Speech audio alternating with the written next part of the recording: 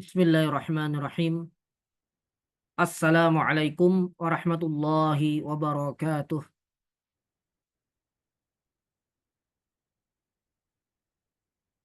Alhamdulillahi rabbil alamin. Wabihi nasta'in ala umurid dunya waddin. Allahumma salli wa sallim wa barik ala sayyidina wa nabiyyina Muhammadin wa ala alihi wa sahbihi ajma'in. Allahumma anfa'na bima 'allamtana wa 'allimna ma yanfa'una wa zidna ilma. Allahumma inna nas'aluka ilman nafi'a wa rizqan tayyiba wa amalan mutaqabbala. Subhanaka Allahumma la ilma lana illa ma 'allamtana innaka antal alimul hakim. Qala Allah ta'ala fi kitabihil karim wa ma kana al-mu'minuna liyanfiru kaffah falawla nafara min kulli firqatin minhum ta'ifatul liyatafaqahu fid din waliyunziru qaumahum idza raja'u ilaihim la'allahum yahdharun. Wa qala Rasulullah sallallahu alaihi wa alihi wasallam man salaka tariqan yaltamisu fihi ilma sahalallahu lahu tariqan ilal jannah. Amma ba'du.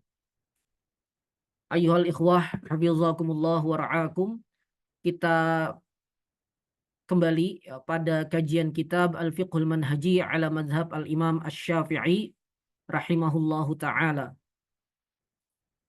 Karya tiga ulama, yaitu Dr. Mustafa Said Al-Khin, kemudian Dr. Mustafa Dib Al-Bugha, dan Syekh Ali Asy-Syarbaji. Ya. Bagaimana tercantum di sini ya, Mustafa Said Al-Khin, Dr. Mustafa Dib Al-Bugha, dan Ali Asy-Syarbaji. Baik, dan kita sudah sampai pada pembahasan ahkamut taharah ya, di bagian-bagian awal. Dan kita masuk pada hikmatu tasyri'i at-taharah ya. Hikmatu tasyri'i at-taharah. Hikmah pensyariatan taharah.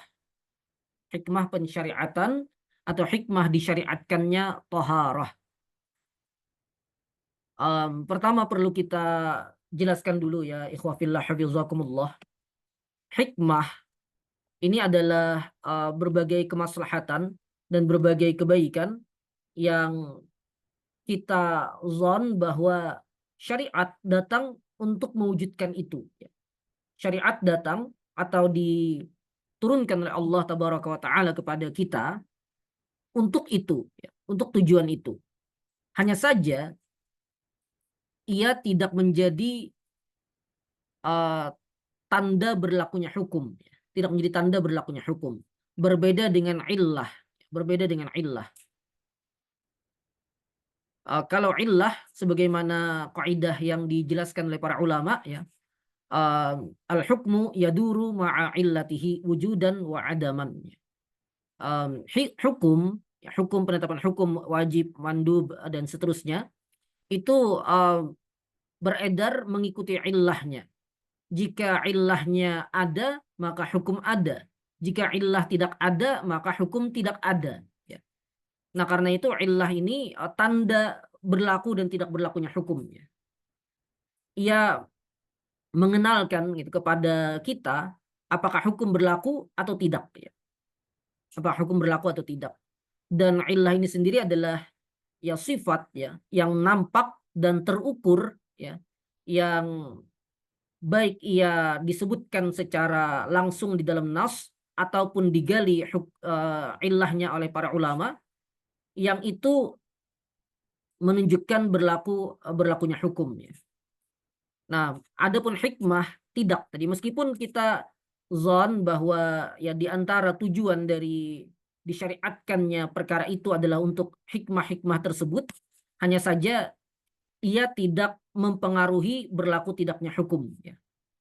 Karena seringkali hikmah ini memang sesuatu yang tidak mundhabit, ya, tidak punya ukuran yang jelas atau tegas, ya, sehingga tidak bisa dijadikan ketetapan hukum.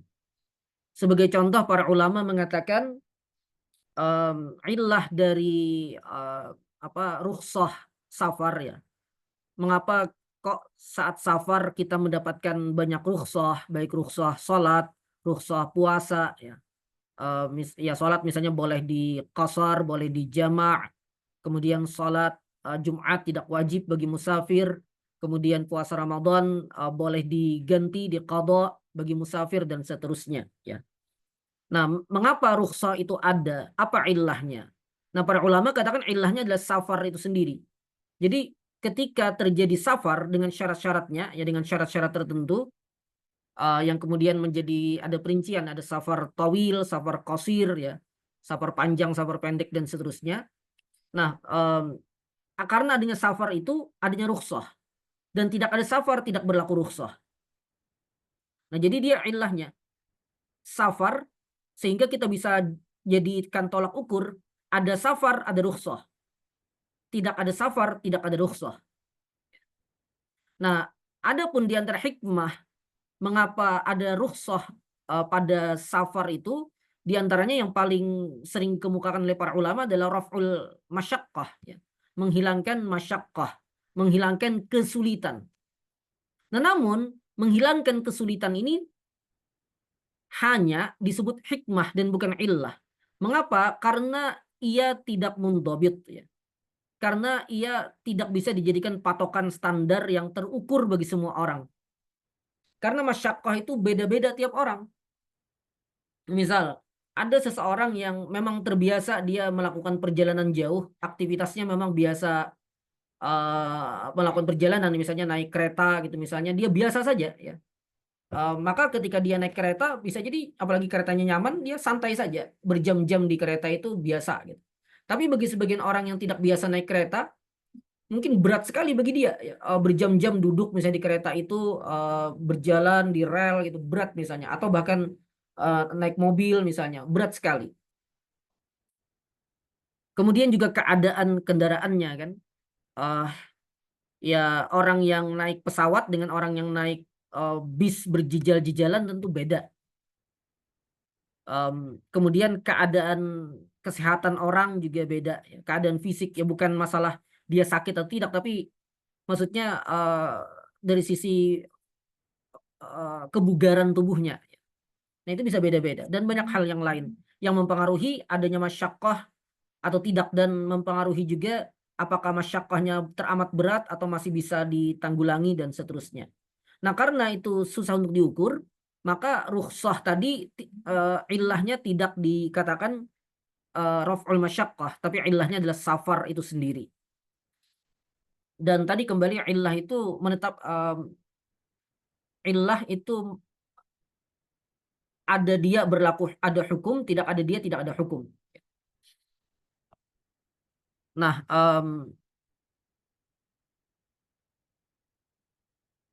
misal apa ilah dari haramnya khamar? Ilah dari haramnya khamar, maka ilahnya adalah dia memabukkan, sifat iskar yang ada pada minuman tersebut. Ya. Jadi sifat iskar yang ada pada minuman tersebut membuat ia um, menjadi haram. Gitu. Dan kalau sifat iskarnya itu hilang, maka minuman itu tidak lagi memiliki alasan diharamkan.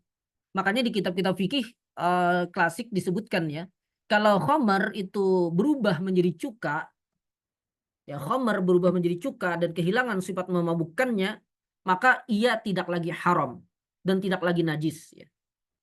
Ia tidak lagi haram dan tidak lagi najis. Karena apa? Karena alasan kenajisannya, alasan kenajisannya karena itu khamar yang memabukkan ya. Dan mengapa dia khamar dan diharamkan? Karena tadi dia memabukkan. Nah, ketika sifat memabukkannya hilang, maka hilang ketentuan tadi itu. Sehingga cuka hukumnya halal gitu. Cuka hukumnya halal. Meskipun sebelumnya pernah jadi khamar ya. Hanya saja memang dalam mazhab Syafi'i dibedakan antara berubahnya khamar itu menjadi cuka tanpa perlakuan manusia dengan perlakuan manusia. Nah, itu ada perincian pembahasan, cuma bukan di sini tepatnya.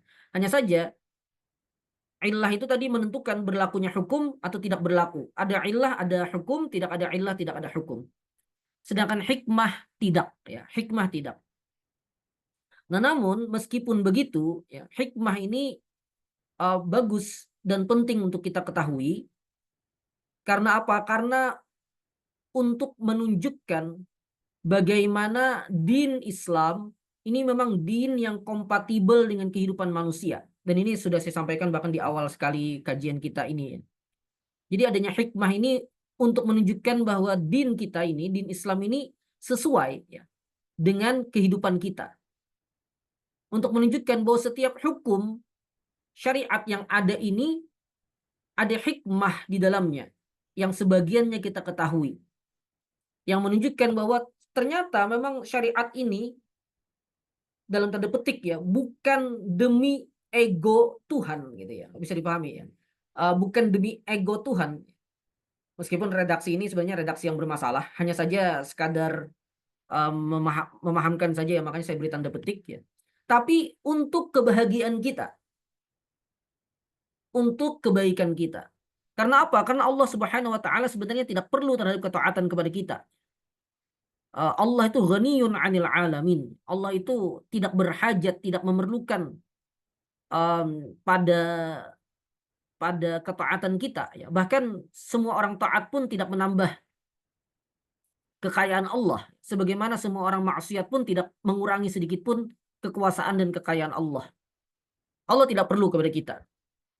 Tapi Allah memberikan syariat kepada kita untuk kebaikan kita sendiri, sebagai petunjuk kehidupan bagi kita. Nah, dengan kita mengetahui hikmah-hikmah tiap bab-bab fikih ya, yang itu dijelaskan dalam hikmatut tasyri', maka ya maka kita semakin tenang gitu ya. Semakin tenang, semakin ya liyatma'inna qalbi ya. Untuk menenangkan hatiku ya, untuk menghilangkan sedikit pun ya. Untuk menghilangkan sedikit pun geretak hati yang mungkin kurang baik gitu ya. Maka diperlukan untuk menenangkan gitu, untuk menenangkan diri ya. Sebagaimana permintaan Nabi Ibrahim alaihissalam kepada Allah tabaraka wa taala ya. Ketika Nabi Ibrahim meminta ditunjukkan bagaimana Allah menghidupkan yang mati gitu. Allah bertanya kepada Ibrahim, dan pertanyaan Allah ini bukan karena Allah tidak tahu ya, tentu ya. Apakah kamu tidak beriman gitu? Nah, kata Ibrahim, tentu saya beriman, tapi liyatma'inna qalbi, untuk menenangkan diriku. Nah, maka pengetahuan kita terhadap hikmatut tasyri' itu juga tujuannya adalah seperti itu ya. Untuk semakin yakin gitu ya. Untuk semakin yakin, sudah yakin kita, tapi untuk semakin yakin dengan pengetahuan terhadap hikmatut tasyri' ini, kita semakin yakin akan keagungan ajaran Islam dan tadi kembali lagi kompatibelnya ajaran Islam dengan kehidupan kita. Nah, termasuk dalam taharah. Bismillahirrahmanirrahim.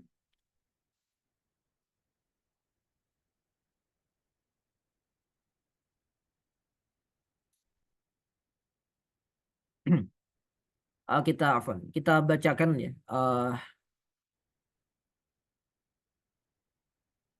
Kita bacakan teks kita di sini. Bismillahirrahmanirrahim. Qala al-muallifun rahimallahu man mata minhum wa hafiza man baqiya. Hikmatu tasyri'i at-taharah. Hikmah pensyariatan taharah. Laqad syara'al islamu at-taharata li hikamin katsiratin nadhkuru minha ma yali. Islam mensyariatkan taharah untuk hikmah yang begitu banyak, yang kami sebutkan diantaranya sebagai berikut. Yang pertama, ini rasanya sudah saya bahas di pekan lalu ya, tapi kita baca lagi saja. Anna taharata min dawa'i al-fitrah, fal insanu yamilu ilan nazafati bi fitratihi wa yanfiru bi tab'ihi minal wasakhah wal qadharah. Taharah itu ya bagian dari tuntutan fitrah manusia. Karena manusia secara alami cenderung kepada kebersihan dan cenderung menjauhi hal-hal yang buruk, yang jelek gitu. Walamma kana al-islamu dinal fitrah kana tabi'iyan ay ya'mura bit taharati wal muhafazati 'alan nazafah. Dan ya karena Islam itu adalah agama yang fitrah, agama yang sesuai dengan fitrah, maka secara alami Islam akan memerintahkan untuk taharah dan menjaga kebersihan. Ini sudah saya jelaskan di pertemuan lalu rasanya. Al-muhafazatu yang kedua, al-muhafazatu ala karamatil muslim wa izzatihi. Menjaga kemuliaan dan keagungan seorang muslim.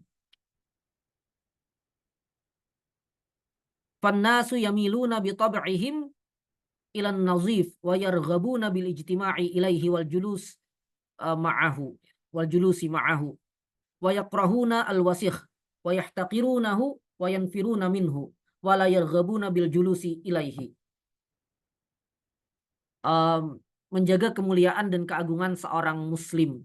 Manusia secara alami cenderung kepada orang yang bersih, cenderung kepada yang bersih, cenderung kepada yang bersih.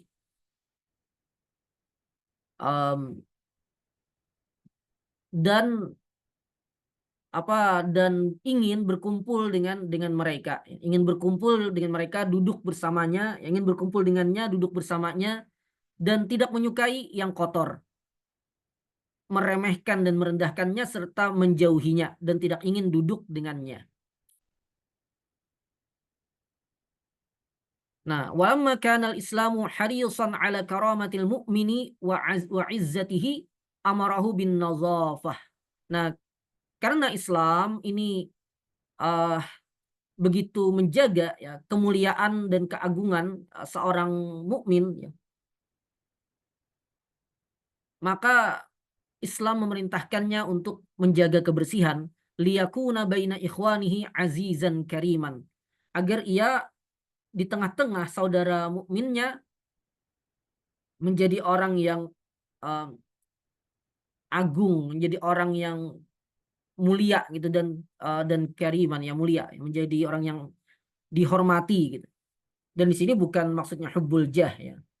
Bukan maksudnya kita pengen diagung-agungkan orang, bukan begitu maksudnya. Tapi maksudnya ya dia ditempatkan sesuai tempat yang seharusnya, tidak diremehkan, tidak direndahkan, dan seterusnya.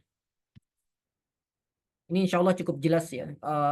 Tanpa perlu kita jelaskan pun, dengan kita menyadari realita kehidupan kita, kita akan mengakui itu. Kemudian al-muhafazatu 'ala sihhah, menjaga kesehatan. Fan-nazafatu min ahammil asbab allati tahfazul insana minal amrad. Menjaga kesehatan, karena kebersihan di antara hal terpenting yang menjaga seorang menjaga manusia dari sakit ya. Meskipun tentu penyakit banyak sebabnya ya. Tapi bisa juga kita katakan nazafah di sini bukan sekadar nazafah atau taharah fisik ya, tapi juga taharah jiwa. Karena sebagian penyakit juga disebabkan oleh kotoran jiwa ya. Termasuk kotoran-kotoran yang membuat kita cenderung bermaksiat, wal iyadzubillah. Sebagian penyakit misalnya lahir dari hubungan seksual di luar nikah ya. Zina. Kayak penurunan kondisi tubuh ya dengan HIV misalnya. Nah, itu kan karena penyakit itu ya, karena hubungan seksual di luar nikah tadi.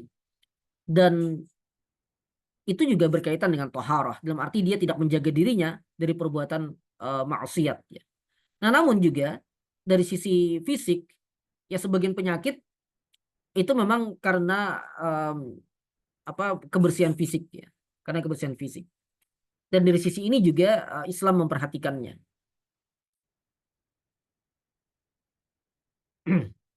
Li'annal amrad aktsar ma tantashiru bainan nas bisababil awsakhi wal aqdhar. Karena sakit ini banyak yang tersebar di tengah-tengah manusia karena sebab kotoran, sebab hal-hal yang kotor dan tidak bersih gitu ya. Baik. Fatanziful jismi wa ghaslil wajhi wal yadaini wal anf wal rijlaini, maka membersihkan tubuh, membasuh wajah, kedua tangan, hidung, dan kedua kaki. Wahazil a'dha, dan anggota-anggota ini ya, allati tata'arradu, yang biasanya terpapar gitu ya. Yang biasa terpapar tata'arradu lil wasakh katsiran, ya terpapar kotoran. Ya. Biasa terpapar kotoran. Nah, fatanziful jisim wa ghusl wajh tadi um, iddata marrat kulla yaumin yaj'alul jisma hasinan minal amrad. Berkali-kali dalam setiap hari ya, wudhu kita biasanya 5 kali gitu ya. Setiap hari itu menjadikan tubuh kita bisa lebih terjaga dari sakit, lebih terjaga, lebih terbentengi dari penyakit.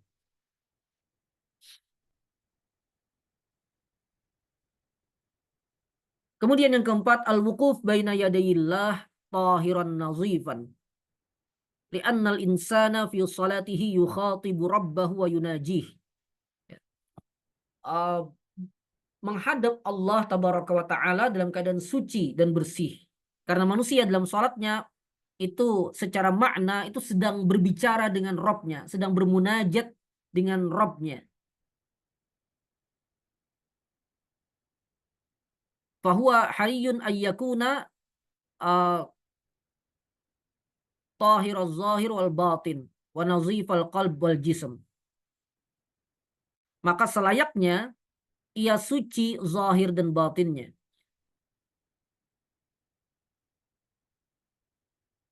dan bersih hati dan badannya. Lianna Allah Ta'ala yuhibbut tawwabina wa yuhibbul mutatahhirin. Karena Allah Ta'ala mencintai orang-orang yang bertaubat dan mencintai orang-orang yang menyucikan diri. Baik, ini diantara hikmah pensyariatan taharah ya. Tadi ada aspek dorongan fitrah. Dorongan fitrah ini fitrah kita sendiri gitu ya. Fitrah kita sendiri juga tidak senang gitu ya, pada diri kita gitu. Ada hal-hal yang tidak baik dan itu fitrah. Demikian juga kepada orang lain. Nah, itu yang pertama. Sedangkan yang kedua tadi lebih ke arah agar seorang mukmin, seorang muslim itu tidak dihinakan di tengah-tengah saudaranya. Maka di antara cara untuk mewujudkan itu adalah juga menjaga kebersihan, kerapian, kebaikan penampilannya. Dan tidak bisa kita beralasan, oh kan yang penting apa yang ada dalam hatinya gitu. Tidak bisa, karena memang apa yang ada dalam hati ya, uh, sarirahnya itu memang sangat-sangat penting ya. Hanya saja bukan berarti kemudian zahirnya menjadi tidak penting ya. Bukan berarti kemudian zahirnya menjadi kita abaikan. Tentu pada batas-batas yang bisa dijangkau oleh manusia dan secara normal ya. Ya misalnya ya qadarullah, uh, secara fisik misalnya memang diciptakan oleh Allah ya segitu-gitu saja ya sudah gitu. Tidak berarti kemudian kita ubah ya dengan operasi plastik atau semisalnya, tentu bukan begitu. Tapi bagaimana kita yang diciptakan Allah dibandingkan manusia lain tadi seada-adanya, tetap tampil dengan keadaan baik gitu. Tetap tampil dengan keadaan baik. Ya rapi dan segala macam. Supaya tidak dihinakan, supaya tidak dihina oleh yang lain.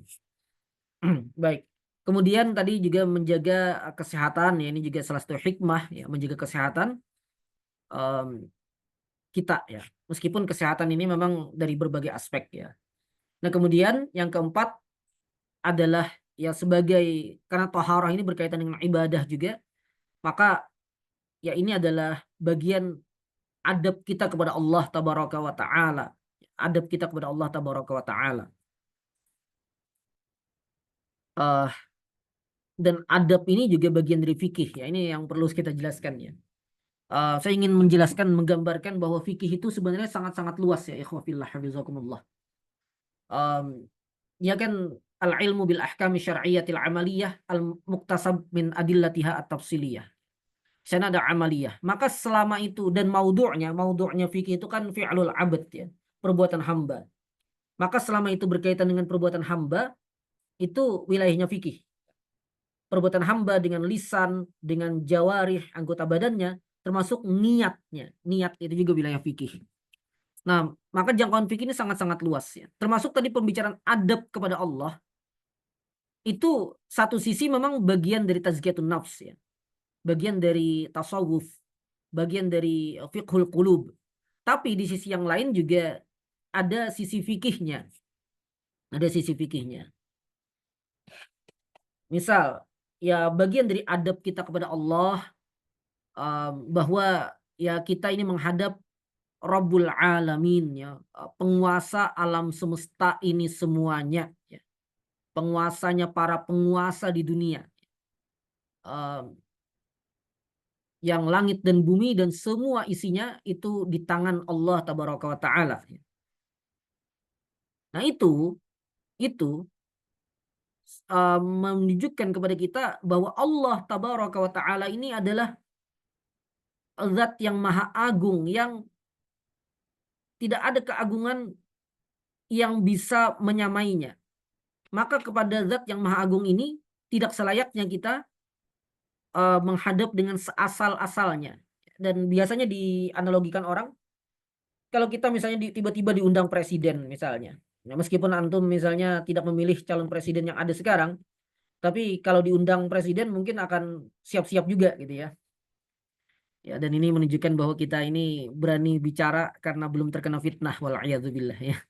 Coba saja misalnya yang selama ini keluar-keluar oh saya tidak pilih itu, ini itu dikata-katai macam-macam, tapi pas diundang juga dan dijanjikan dikasih amplop misalnya mungkin akan datang juga bergegas ya. Wal'iyadzubillah. Tapi yang begitulah namanya manusia ya. Masih cinta akan harta, masih cinta akan kedudukan dan penghormatan. Nah, misalnya diundang oleh presiden,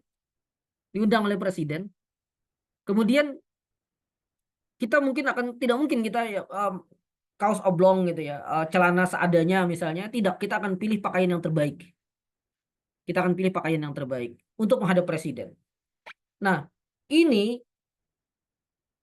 raja segala raja, ya penguasa segala penguasa. Harusnya adab kita kepadanya jauh lebih tinggi daripada kepada presiden.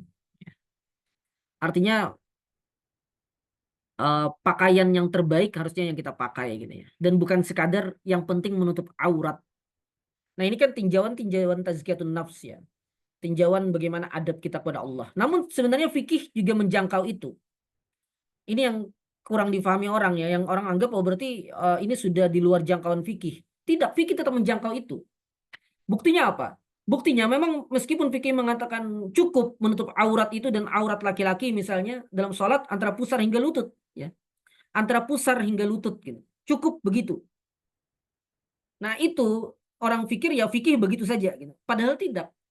Itu memang batas kecukupan. Itu memang batas kecukupan. Artinya orang berpakaian seperti itu, kemudian dia sholat, sah sholatnya.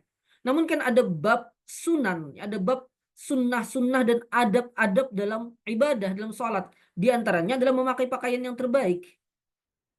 Jadi itu tetap wilayah fikih. Kita dianjurkan, meskipun tidak sampai mempengaruhi keabsahan sholat, tapi dianjurkan memakai pakaian yang terbaik. Memakai pakaian yang kelengkapan, bahkan menurut sebagian ulama harus pakai penutup kepala, sunnah, dan kalau tidak pakai makruh misalnya dan seterusnya. Nah, itu sebenarnya juga wilayah fikih ya. Jadi wilayah fikih itu bukan sempit ya, seperti yang dipahami oleh orang yang tidak bergelut dengan ilmu fikih. Banyak pernyataan-pernyataan orang ya, termasuk para aktivis muslim yang meremehkan posisi fikih. Janganlah bicara dalam hal ini dari tinjauan fikih, janganlah bicara ini segala macam.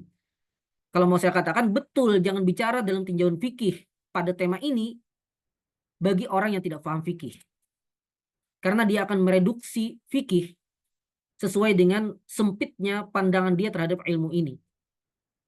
Sesuai dengan sedikitnya wawasan dia terhadap ilmu ini. Namun bagi orang yang wawasannya luas dalam ilmu ini, orang yang mendalam pemahamannya dalam ilmu ini, sudut pandang fikih tidak boleh ditinggalkan. Karena selama itu perbuatan manusia, selama itu perbuatan hamba, maka fikih punya tempat di sana untuk bicara. Namun pandangannya harus pandangan yang luas. Pandangannya sepandangan yang luas. Eh, dan banyak ya contoh-contoh yang lain ya, bahwa ya fikih sebenarnya mungkin oleh sebagian orang dianggap eh, tidak lagi di ranah itu gitu. Tapi tidak. Misal tentang sholat di masjid, misalnya sholat fardu berjamaah di masjid. Nah, fikih membahas tentang misalnya hukumnya, ya. Hukum sholat fardu berjamaah di masjid, hukumnya apa? Yang maklum mungkin bagi antum bahwa malah eh, kebanyakan ulama ya, dari 4 mazhab ya, eh, malah tidak mengatakan fardu ain. Ya. Kalau mazhab Syafi'i ada 3 pendapat, tapi pendapat yang mu'tamad, sholat berjamaah itu fardu kifayah. Sholat berjamaah di fardu kifayah. Bahkan ulama yang mengatakan sholat berjamaah itu fardu ain, kebanyakan mereka tidak mensyaratkan atau mewajibkannya di masjid. Jadi kalau ada yang mengerjakannya di rumah pun itu tetap sah berjamaah, tetap sah dianggap berjamaah. Nah, namun itu kan satu sisi ya. Bukan berarti fikih cuma itu. Itu kan satu sisi. Di fikih juga dibahas soal afdoliyah, yang itu nanti di bawah ranah sunnah, ya sunnah atau mustahab atau mandub, bahwa yang afdol memang di masjid. Gitu. Jadi tinjauan fikih itu bisa seluas itu pandangannya, sehingga bisa mengakomodasi semua hal-hal yang perlu dibahas dan tidak keluar dari wilayah fikih, tidak keluar dari wilayah fikih. Misal juga, oh kalau fikih kita terlalu kaku, terlalu ketat, nanti hidup kita kering gitu. Itu kemungkinan besar karena tidak paham fikih. Lagi-lagi. Contoh dalam fikih itu ada pembahasan rukhsah. Misal seseorang ketika mengamalkan satu hukum yang azimah, satu hukum yang asal, berat bagi dia, yang membuat dia jatuh pada bahaya misalnya, maka ada rukhsah, ada keringanan. Ada keringanan. Bahkan dalam fikih Islam, ada keadaan minum khamar itu wajib. Dalam fikih Islam, ada keadaan minum khamar itu wajib. Jadi kalau ada yang mengira bahwa dalam fikih Islam minum khamar itu haram dalam semua keadaan dan waktu, itu salah paham. Ada keadaan minum khamar itu wajib. Meskipun azimahnya ya, hukum azimahnya minum khamar itu haram. Tapi ada keadaan minum khamar itu wajib. Kapan itu? Itu ketika seseorang tersedak ya, seseorang ya makan sesuatu kemudian tertahan di kerongkongannya, yang itu membuatnya kesulitan bernafas. Membuatnya kesulitan bernafas, dan kalau itu dibiarkan maka bisa menyebabkan kematian. Dan misalnya dia berada di tempat yang bisa dijangkau, tidak ada air halal, yang ada cuma khamar. Yang ada cuma khamar di tempat itu. Kalau dia cari air yang halal, yang minuman yang halal, tidak sempat gitu, karena dia sudah tercekat nih di lehernya. Nah, maka pada kondisi itu wajib baginya minum khamar tersebut. Wajib baginya minum khamar tersebut untuk menyelamatkan nyawanya. Wajib baginya minum khamar untuk menyelamatkan nyawanya. Nah, sampai segitu fikih itu. Makanya eh ya fikih ini meskipun ya biasa kita pahami ya bahwa ranah ajaran Islam itu ada akidah, ada fikih, kemudian ada tazkiyatun nafs ya, atau nama lainnya tasawuf gitu. Nah, cuma sebenarnya dan itu betul ya, ada perbedaan kotak-kotak itu. Hanya saja fikih itu tidak sempit sebagaimana dipahami oleh sebagian orang tadi. Sebagaimana dipahami oleh sebagian orang tadi. Menjadi sempit karena yang membicarakannya memang bukan ahlinya. Menjadi sempit ketika yang membicarakannya memang bukan ahlinya. Nah, baik. Em, ini sedikit tambahan ya, sedikit tambahan informasi. Nah, kemudian setelah pembahasan hikmatut tasyri', beliau di sini memulai tentang air ya, yang kemudian nanti menjadi pengantar untuk pembahasan macam-macam air ya. Nah, di sini beliau katakan al-miyah allati yutatahharu biha. Air, miyah ini jamak dari air ya, dari ma. Adalah air yang digunakan untuk bersuci, ya. Digunakan untuk taharah. Al-miyahu jam'u ma. Miyah adalah jamak dari ma air. Wahia ma'us sama wa ma'ul bahri wa ma'ul bi'r wa ma'un nahar wa ma'ul ain wa ma'us salj. Di sebanyak kitab fikih ditambah lagi ma'ul barad. yaitu air langit maksudnya air hujan ya, ma'ul bahar air laut, ma'ul bi'r air sumur, ma'un nahar air sungai, ma'ul ain mata air, ma'ul salji air salju. Uh, salju ya. Dan satu lagi sering disebut juga ma'ul barad. Barad ini tidak ada di kita ya, sama seperti salju juga tidak ada di kita. Banyak yang menerjemahkan embun tapi itu salah ya, salah salah kaprah. Barad itu air yang turun dari langit, seperti salju juga dia turun dalam keadaan beku dan nanti ketika sampai di permukaan bumi mencair. Nah itu barad ya, itu air barad. Nah namun penyebutan 7 macam air di sini 6 saja beliau sebutkan ya. Tapi biasanya di kitab-kitab fikih disebutkan 7. Penyebutan 7 itu sebenarnya bukan batasan, tapi sekadar menyebutkan ya yang mungkin bisa ditemukan di saat ini gitu. Ya 7 itu. Gitu. Namun sebenarnya ada penjelasan yang lebih komprehensif ya. Di sini katakan watan dari juhadzil miyah jami'uha tahta qaulina, dan air-air ini seluruhnya, macam-macam air ini seluruhnya indaroja tandariju, masuk ke dalam cakupan perkataan kita mana zalaminas sama au naba'a minal ard. Apa saja ya, air yang apa saja yang turun dari langit atau memancar dari permukaan bumi. Jadi air apapun selama itu air ya, selama itu ya benda yang bening itu ya, benda yang bening itu yang dia uh, bentuknya menempati tempatnya, mengikuti tempatnya ya. Kalau masuk ke dalam gelas jadi seperti gelas, masuk ke dalam ember jadi seember itu gitu dan seterusnya ya. Dan ia sifatnya misalnya turun dari tempat yang tinggi ke yang rendah dan uh, apa bening, jernih ya. Kecuali kalau bercampur dengan apa benda-benda di sekitarnya kayak tanah dan segala macam ya. Serta ada yang rasanya tawar, ada yang rasanya asin gitu, ada yang nanggung gitu. Nah, apapun itu, selama itu secara alami kita ketahui itu adalah air, maka termasuk di dalamnya. Makanya di sini semua yang turun dari langit, air yang turun dari langit atau yang memancar dari permukaan bumi, selama sesuai dengan sifat asalnya sebagai air, maka ia adalah air. Dan ia alat yang bisa digunakan untuk taharah. Alat yang bisa digunakan untuk taharah. Makanya nanti saat pembahasan tentang air apa yang boleh digunakan sebagai alat untuk taharah? Air apa yang boleh digunakan untuk mandi wajib? Boleh digunakan untuk wudhu? Boleh digunakan untuk menghilangkan najis? Dan lain-lain. Air apa? Maka kita katakan jawabannya adalah air. Air apa? Air. Selama ia air, selama dia alma, selama dia maka dia adalah alat untuk taharah. Makanya nanti di Aqsamul Miyah, macam-macam air itu pembagian air ada yang boleh digunakan untuk bersuci dan tidak.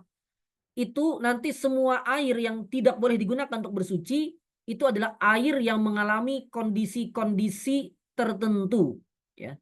Air yang mengalami kondisi-kondisi tertentu yang menghilangkan keadaan alamiahnya sebagai air.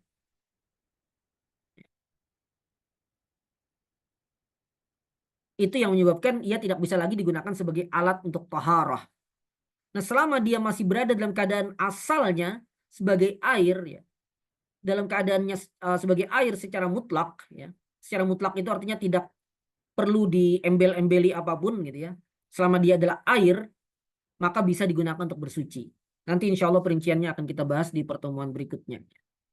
Nah, dalil tentang air ini bisa digunakan untuk bersuci diantaranya adalah firman Allah Tabaraka wa Ta'ala. Qala ta'ala wa anzalna minas sama'i ma'an tahura. Surah Al-Furqan ayat Al-Arba'un wa Samaniyah yang 48. Dan kami turunkan dari langit air yang digunakan untuk bersuci, air yang suci menyucikan. Air tahur, suci menyucikan. Wa qala ta'ala, dan Allah Ta'ala berfirman, wa yunazzilu 'alaikum minas sama'i ma'al liyutahhirakum bih. Dan Allah menurunkan bagi kalian dari langit air untuk menyucikan kalian dengan air tersebut. Surah Al-Anfal ayat 11. Warawa Abu Hurairah radhiyallahu anhu qal. Imam Abu Hurairah, Sahabiyun Jalil Abu Hurairah radhiyallahu anhu meriwayatkan dari beliau berkata, Sa'ala rajulun Rasulullah sallallahu alaihi wasallam faqal. Seseorang bertanya kepada Rasulullah sallallahu alaihi wasallam, dia mengatakan, "Ya Rasulullah, inna narkabul bahra wa nahmilu ma'anal qalila minal ma'." Wahai Rasulullah, kami berlayar di lautan dan kami membawa sedikit air yang digunakan untuk minum gitu. Fa in tawadda'na bihi atishna. Kalau kami gunakan air itu untuk berwudu, maka kami akan kehausan karena tidak cukup airnya. Afana tawadda'u bima'il bahri. Apakah kami boleh berwudu dengan air laut? Nah, jadi sahabat yang bertanya ini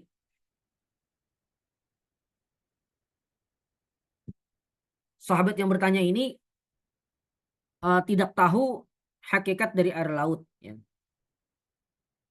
Tidak tahu hakikat dari air laut. Makanya bertanya gitu. Apakah kami boleh berwudu dengan air laut yang banyak sekali, ya kan, ketika dia berlayar itu kan banyak sekali.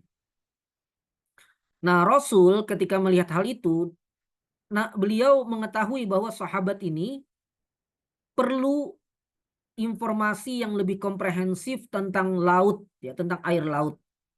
Karena seandainya dia berkata afana tawadda'u bima'il bahr dan Nabi jawab sebatas pertanyaan, Nabi cukup jawab na'am, ya, gitu, selesai.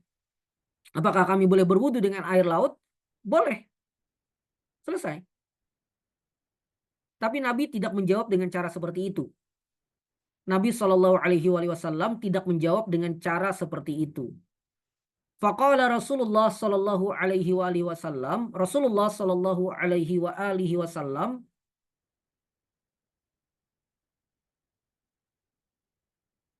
menjawab, huwa tahuru ma'uhu al-hillu maitatuhu.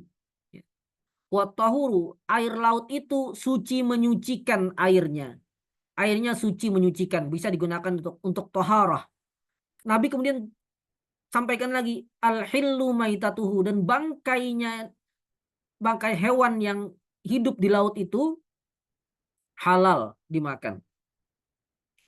Jadi Nabi jelaskan secara komprehensif, ya, jauh lebih banyak dari yang ditanyakan. Dan ini adalah di antara uslub yang bagus, ya, dalam pengajaran, ya. Jadi seorang guru, seorang, ya, rujukan di tengah umat, kadang-kadang perlu menjelaskan lebih daripada yang ditanyakan. Tapi tentu dengan memperhatikan keadaan, ya, melihat konteks gitu. Karena jika tidak melihat konteks akan berlebihan tanpa faedah, ya, dan itu sesuatu yang tidak baik gitu. Berbicara panjang lebar tanpa faedah, tanpa ada manfaat, yaitu bukan perkataan yang baik. Namun jika memang diketahui bahwa manfaatnya besar, ini disampaikan lebih lengkap, ya, baik bagi yang bertanya ataupun bagi penyimak yang lain saat itu, maka boleh dan selayaknya diberikan penjelasan yang lebih lengkap atau lebih komprehensif, sebagaimana yang dilakukan oleh Nabi. Ditanya tentang boleh tidak berwudu dengan air laut, beliau katakan itu suci menyucikan airnya. Oh, berarti bisa dipahami bukan cuma wudu yang boleh, mandi janabah pun boleh, menghilangkan najis juga boleh. Dan bahkan bangkainya halal, artinya kita boleh makan ikan yang ada di sana. Baik. Nah, rawahul khamsah, diriwayatkan oleh imam yang 5, wa qala Tirmidzi, dan Imam At-Tirmidzi berkata, hadza haditsun hasanun sahih. Ini adalah hadis hasan sahih. Al-hillu maitatuhu. Yang halal bangkainya ayyuk kalu ma mata fihi min samakin wa nahwih biduni dzabhin syar'i. Artinya boleh dimakan hewan yang mati di air itu, ya, baik berupa ikan ataupun yang lain, selama hidup sepenuhnya di air. Ini pendapat mazhab Syafi'i, ya. Adapun Hanafi, mereka membatasi hanya pada ikan saja dan bukan pada selainnya. Cuma perlu difahami, ya ikhwafillah hafizakumullah, pemaknaan ikan menurut para fuqaha dulu itu lebih melihat ke bentuk fisik, ya. Lebih melihat ke bentuk fisik, bukan melihat ke pembagian ala ilmu biologi saat ini. Yang kalau menurut ilmu biologi saat ini misalnya kayak lumba-lumba, kayak ikan paus itu kan bukan ikan ya. Itu bukan ikan tapi um, mamalia gitu, mamalia yang hidup di laut kan begitu ya. Nah, namun ya menurut fuqaha itu ikan. Dari mana diketahui itu ikan? Ya bentuknya kayak ikan. Bentuknya persis kayak ikan. Sebaliknya kalau ada ya hewan yang dianggap menurut biologi adalah ikan, tapi bentuknya tidak seperti umumnya ikan, maka oleh fuqaha itu dianggap bukan ikan gitu. Ya, dan itu nanti akan jadi debatable gitu, apakah hukumnya halal dimakan atau tidak. Ya. Namun dalam mazhab Syafi'i, hewan apapun ya yang hidupnya sepenuhnya di air itu boleh dimakan berdasarkan keumuman hadis ini. Ya. Nah, biduni dzabhin syar'i, tanpa penyembelihan yang syar'i. Dan umumnya ikan memang tidak disembelih secara syar'i. Susah juga nyembelih ikan kan. Di mana kita mencari lehernya ikan gitu. Um, dan ikan itu ya sebagian mati karena tertumpuk ya. Jadi diambil dari air di laut jumlah begitu banyak ya. Sebagian ada yang sudah mati duluan ketika ditangkap, sebagian mati karena tertumpuk ya. Sebagian mungkin apalagi yang selain ikan laut ya, misalnya ikan sungai segala macam yang dijual di pasar tradisional, itu masih hidup biasanya kan. Ikannya masih hidup tapi ketika kita beli dipukul oleh si penjual ikannya ya, untuk kemudian dipotong-potong gitu. Dan itu tidak ada penyembelihan syar'i sama sekali. Namun boleh hukumnya. Ya, berdasarkan hadis Nabi al-hillu maitatuhu. Kalau ayam tidak bisa ya. Ayam nyebur ke laut mati bangkai. Ayam masih hidup kemudian kita beli kemudian dipukul kepalanya oleh penjual, kemudian setelah itu dia potong-potong sekehendak hatinya, ya haram gitu. Nah, makanya hukumnya berbeda. Baik, al-khamsah tadi riwayat Imam yang 5 itu adalah hum Abu Dawud wa Tirmidzi wa Nasa'i wa Ibnu Majah wa Ahmad ibn Hambal. Baik, demikian ya ikhwah fillah hafizakumullah pertemuan kita pada malam hari ini. Insya Allah di pekan depan jika tidak ada uzur kita akan membahas aqsamu al-miyah. Ini saja mungkin ya. Kalau ada pertanyaan atau semisalnya bisa diajukan di YouTube nanti kalau ada yang menyimak di YouTube-nya. Dan bisa juga ditulis di kolom di form yang sudah saya sediakan ya. Yang bergabung dengan grup pencinta ilmu syar'i bisa melihat link form tersebut. Demikian, mohon maaf atas segala kesalahan. Terima kasih banyak atas kehadiran antum. Semoga Allah tabaraka wa taala memberikan kita karunia ilmu, memberikan kita karunia amal di atas landasan ilmu dan keistiqomahan menjalankan amal di atas landasan ilmu itu sampai akhir hayat kita. Demikian, al-afu minkum, wassalamualaikum warahmatullahi wabarakatuh. Jazakallah khairan. Wa iyyakum.